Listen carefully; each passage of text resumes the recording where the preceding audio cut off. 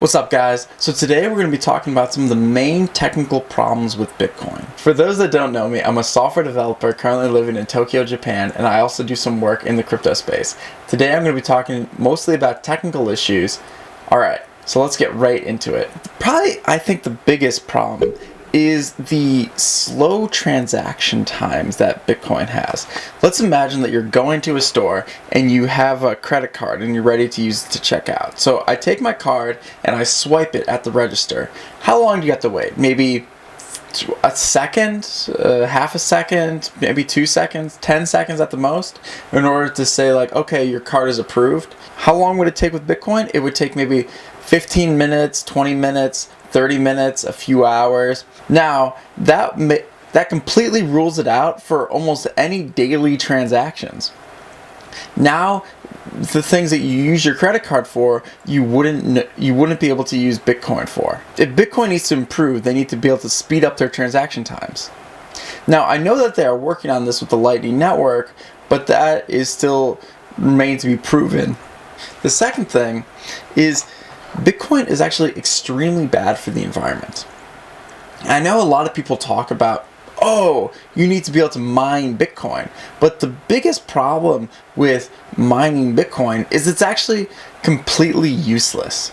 In reality, a transaction with Bitcoin should take about the same amount of processing power that it takes to send a text message on your phone.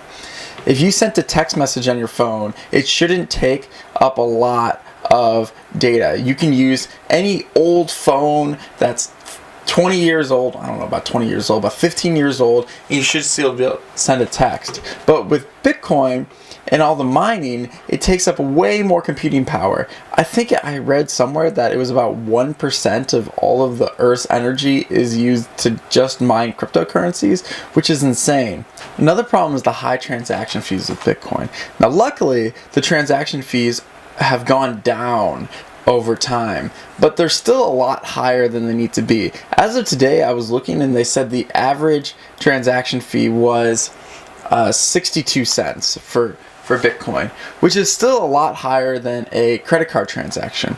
In a credit card transaction, I think for Stripe, it costs 2.9% plus 30 cents in order to do this credit card transaction. And also, most consumers don't actually have to cover that. Normally, it's the merchant that covers that transaction. If Bitcoin wants to be able to compete with the credit cards, it needs to be able to get that transaction fee down. Because if the transaction fee is so high, there's no way that people would ever use it for their day-to-day transactions.